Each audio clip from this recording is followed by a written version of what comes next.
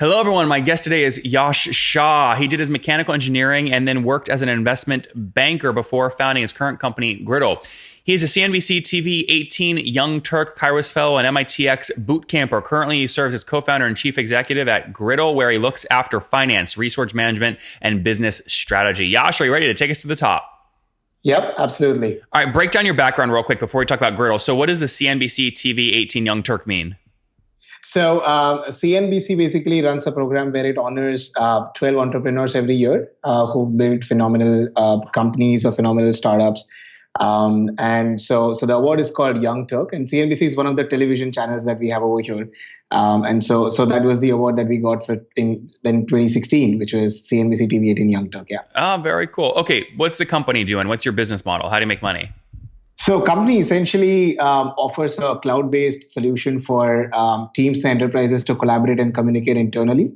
If you look at most of the teams right now, they use different tools and channels to communicate. So they'll use Skype and Dropbox and email and WhatsApp to kind of work together.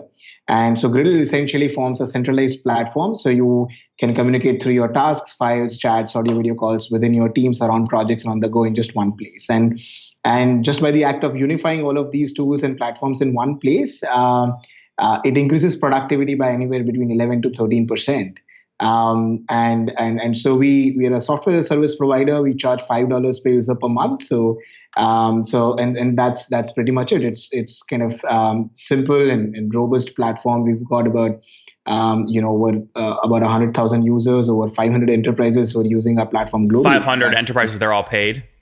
Yep. And about how many team members do the 500 companies have altogether? 100,000 total users, yeah. Yeah, but total users, does that actually mean paid seats?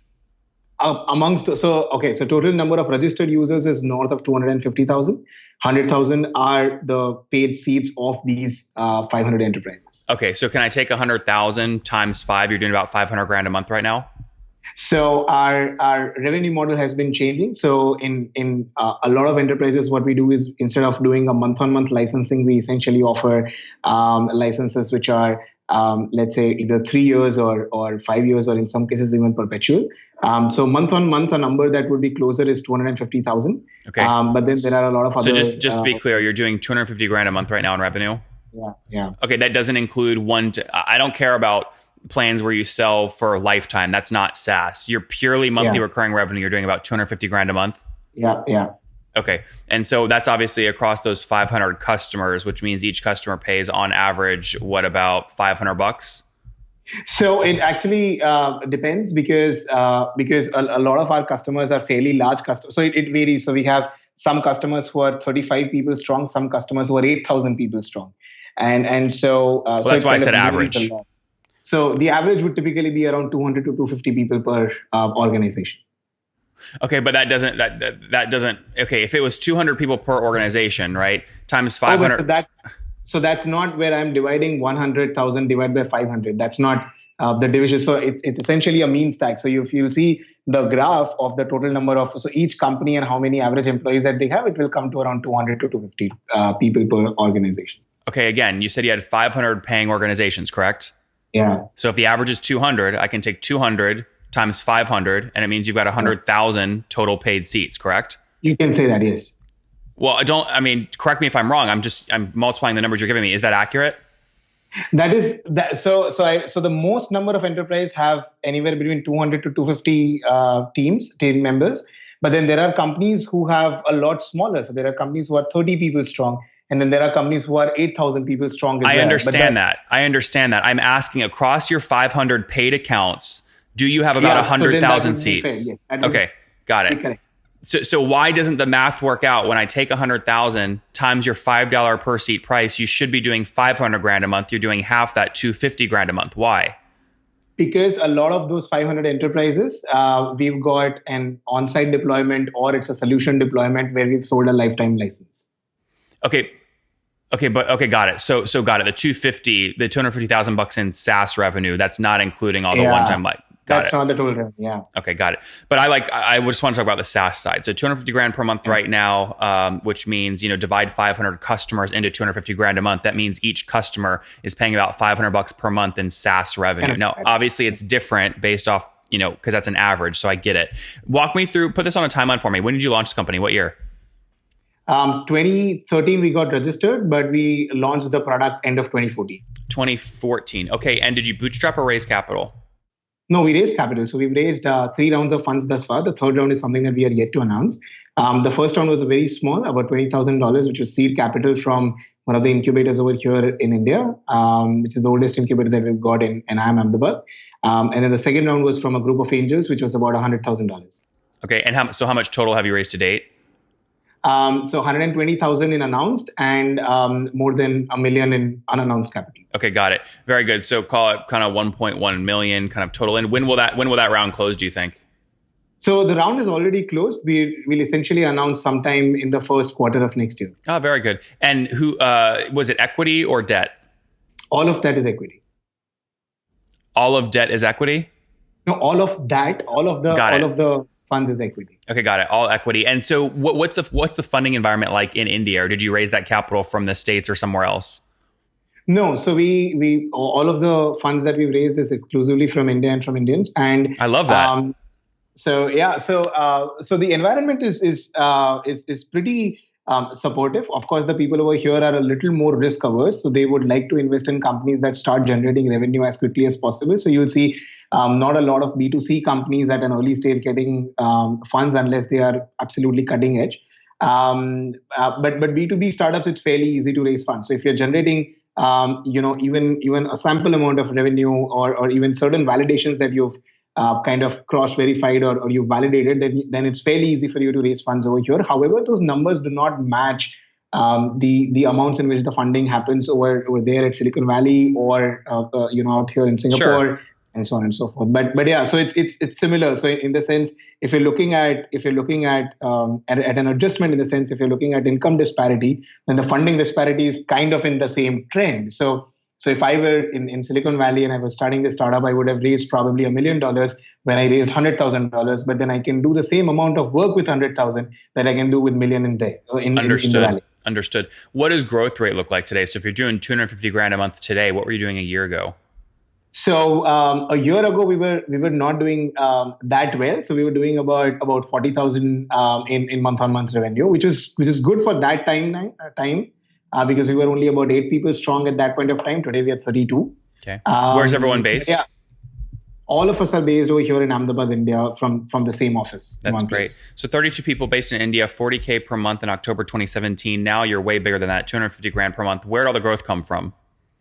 So essentially, we were able to get resellers. So we were able to crack the mod. So so there's something that I believe in. So for the first 3 years or 4 years of our journey, we were focused a lot more on the product, and for the last year and a half, we've been focused a lot more on our distribution as to how do we make sure that Gridle is available to whoever wants it. So we've got a third of our customers in Australia. We've got 1/4 of our customers in the US, and then we have Southeast Asia and India as our typical kind of market in terms of user. We have negligible presence in Africa and Middle East, but that's okay. So that's a piece that we are kind of trying to figure out right now. But yeah, so the growth mainly came from resellers. So being able to identify people who would sell your software as an upselling. Who's your biggest reseller? Who sells the most for you? So we have one reseller in Australia that kind of does the best. It's called Untitled Global Limited, and they what's it called? Say it slower. It's called. I'll share with you the link. It's called Untitled Global Limited, and so they kind of share. They do the best or the most of the reselling for us. Interesting. And what kickback do you pay them? So it depends. So as of now, we kick back. So it depends on the customer and the year. So for the first year, when you acquire a customer, we pay you 20%. For the second year, for that same customer, it goes down to 10. For the third year, it goes down to 5. However, if you acquire a new customer in the second year, then that's kind of at the 20% rate. So it's per year per customer kind of. Is it 5% in perpetuity after the third year? No, the fourth year it goes down to 0. Okay, got it. Very good. So if you look at your fully weighted CAC to get a new $500 per month account, what are you paying to acquire that customer? So we typically, it costs us, including all the costs that we have to put in, it costs us about $250 to $300 to acquire an account.